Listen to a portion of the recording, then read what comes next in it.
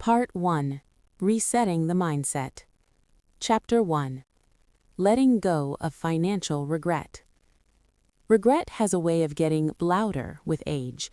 When you are younger, mistakes feel temporary. There is always later to fix things. But after 40, financial choices from the past can feel permanent, like doors quietly closing behind you. You may look back and wish you had saved more, spent less, invested earlier, or simply known better. These thoughts can creep in at night, during quiet moments, or when comparing yourself to others who seem more secure. This chapter is not about denying those feelings. Regret is a natural response to realizing what money means now compared to what it meant before. What matters is what you do with that regret. Left unchecked, it can freeze you in place. Managed properly, it can become a turning point. Letting go of financial regret does not mean pretending the past did not happen. It means refusing to let it define your future. You cannot rewrite earlier chapters of your life, but you can decide how the next ones will look. The goal of this chapter is to help you release the emotional weight tied to past decisions so you can move forward with clarity instead of shame. Before you can build stability, save, invest, or plan for the future, you need to make peace with where you are. Progress does not begin with perfect circumstances. It begins with an honest starting point and the courage to stop punishing yourself for not knowing then what you know now. In the sections that follow, we will explore why regret feels heavier later in life, how shame keeps people stuck, and how to separate what has already happened from what you still control. This is the mental reset that allows real financial change to begin. Why regret feels heavier later in life. Regret tends to feel heavier later in life because time changes how we see our choices and how much room we feel we have to fix them. Here's why it hits harder after 40. 1. Time feels more limited. When you're younger, mistakes feel temporary. I'll fix it later. Later in life, later feels shorter. Regret isn't just about what went wrong, it's about the fear that there may not be enough time left to correct it. 2. You can see the long-term impact clearly. At 25, a bad financial decision is just a bad year. At 45, you can trace how small choices shaped decades. That clarity can sting because you now understand consequences that younger you couldn't see. 3. Life comparisons get louder.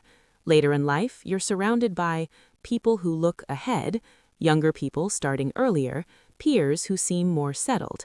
Even if their story isn't as perfect as it looks, your mind uses them as evidence. I should be further by now. 4. Responsibility adds emotional weight. Regret isn't just personal anymore. It feels tied to children, partners, family, stability. So it becomes, I didn't just fail myself, I affected others. That's heavier to carry. 5. Memory becomes selective. With age, the mind often remembers missed chances, bad decisions, I wish I had moments. It forgets what you were dealing with, what you didn't know, what resources you lacked. You judge past you using present you's knowledge. That's unfair, but very human. 6. Regret is really grief in disguise. You're not just regretting money or choices, you're grieving the life you imagined, the security you hoped for, the version of yourself you thought you'd become. That grief shows up as self-blame. But here's the truth most people miss. Regret feels heavier later in life because you care more now, not because you failed more. It means you understand value now, you're awake now, you're ready now, and that's exactly why change is still possible. How shame blocks progress. Shame is one of the quietest but strongest obstacles to change. It doesn't shout, it whispers, and that makes it harder to notice. Here's how it blocks progress. Shame makes you avoid the problem. When something feels embarrassing or painful, the natural response is to look away. Instead of checking your bank balance, budgeting, or asking for help, you postpone it. Avoidance feels like relief in the moment, but it keeps the problem growing in the dark. Shame convinces you that you are the problem. Instead of thinking, I made some bad financial choices, shame says, I am bad with money. That turns a fixable situation into a fixed identity. When you believe you are the problem, trying feels pointless. Shame kills motivation. Progress needs hope. Shame feeds on hopelessness. If you believe you've already failed beyond repair, effort feels useless. Why save? Why plan? Why learn if you think you're already too late or too irresponsible? Shame isolates you. Shame thrives in silence. It keeps you from asking questions, learning from others, or seeking advice because you don't want to feel exposed. But isolation removes the very support that makes change easier. Shame keeps you stuck in the past. Instead of focusing on what you can do now, your mind replays old mistakes. I should have started earlier. I wasted so much time. That mental energy goes into regret instead of repair. Shame encourages extreme thinking. It pushes you towards all or nothing behavior, so small steps don't feel valuable and consistency breaks down. The truth, shame doesn't improve behavior. It only hides it, delays it, and drains the energy needed to change it. Progress starts when you replace shame with honesty, like, this is where I am, this is what I can do next. That shift from self-judgment to self-responsibility is where movement begins. Separating past decisions from present control. One of the hardest parts of financial regret is the feeling that your past has permanently defined your future. It can seem as though every missed opportunity, every poor decision, and every delay has locked you into a fixed outcome. But this belief gives the past more power than it actually has. Your past choices explain how you arrived here. They do not dictate what you are capable of doing next. Many people confuse responsibility with punishment. They think that acknowledging past mistakes means they must continue to suffer the consequences forever. In reality, responsibility is about recognizing what happened without letting it control what happens next. The past cannot be edited, but the present can still be directed. Financial regret often comes from judging earlier decisions using today's knowledge. You now understand things you didn't know then. You see risks more clearly. You recognize habits that worked against you. That does not mean you were careless or foolish at the time. It means you were acting with the information, maturity, and circumstances you had then. Growth always makes the past look smaller and more limited. When you stay emotionally tied to old decisions, you turn them into permanent labels. I wasted time. I ruined my chances. I always mess up with money. These statements feel true because they are familiar, but they are not accurate. They describe moments, not identities. A decision is something you made. It is not who you are. Separating past decisions from present control means learning to hold two truths at the same time. You may not like how you got here, but you still have the ability to change where you go next. The danger of staying stuck in regret is that it steals attention from the only place where change is possible, the present. You can replay yesterday's mistakes endlessly and still be no closer to stability, but even small actions taken now create movement. Reviewing your expenses, saving a small amount, or learning one new financial skill may not feel dramatic, but they are proof that your story is still being written. It is also important to recognize that many financial choices are shaped by pressure, survival, or responsibility to others. People make trade-offs when they are supporting families, dealing with illness, or navigating unstable income. Judging those decisions later without remembering the stress that shaped them is unfair to yourself. Compassion doesn't excuse mistakes, but it allows you to learn from them instead of being trapped by them. Letting go of regret does not mean pretending the past didn't happen.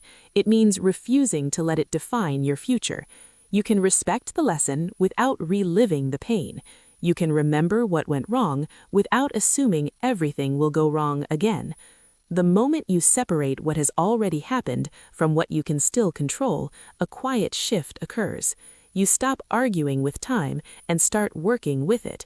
You begin to see that while you can't reclaim lost years, you can still use the years ahead with intention. Progress does not require erasing the past. It requires choosing not to live inside it.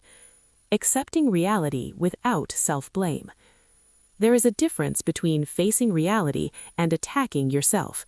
Many people believe that in order to improve their financial situation, they must first be harsh with themselves. They think guilt will push them into action.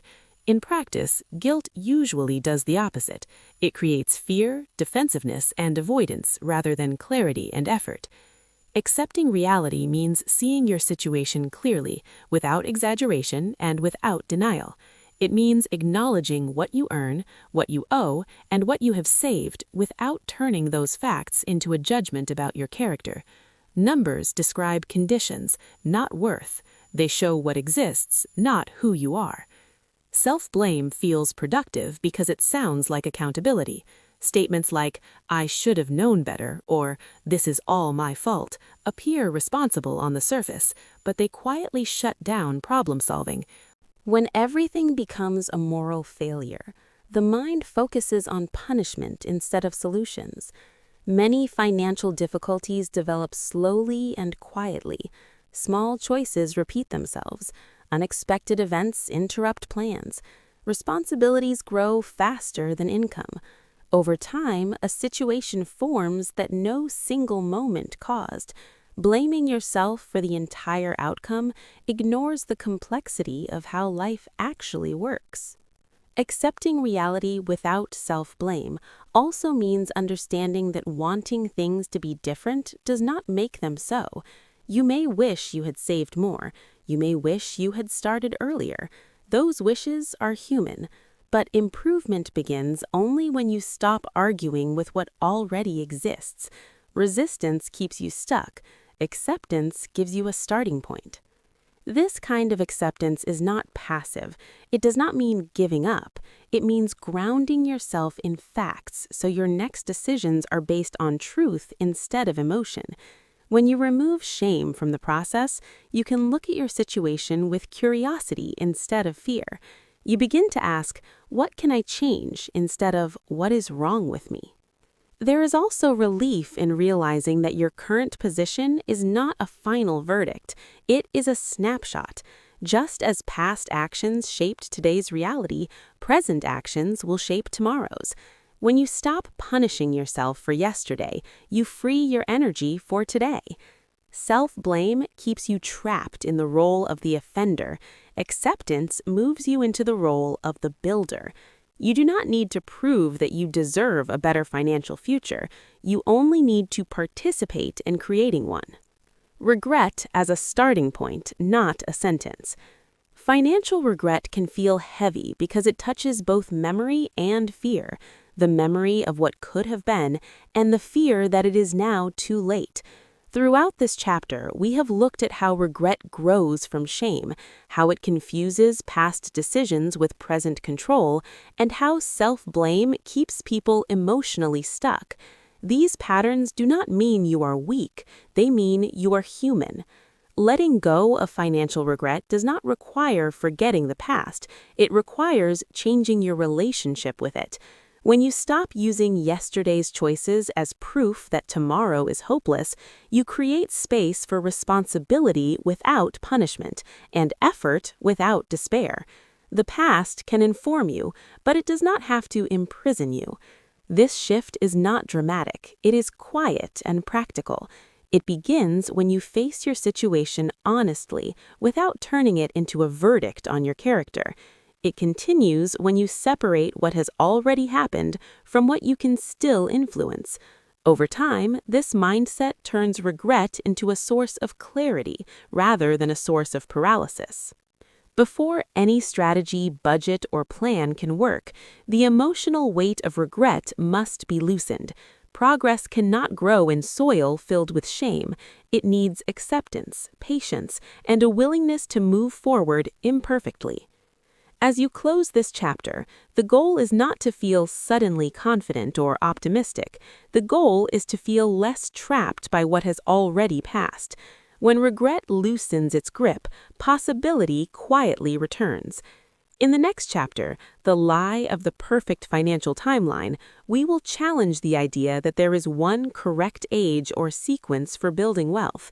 You will explore how this belief fuels unnecessary comparison and discouragement, and why most financial journeys do not follow the neat, early start story we are taught to expect. Understanding this will help you replace pressure with realism and create a timeline that fits your actual life, not an imagined one.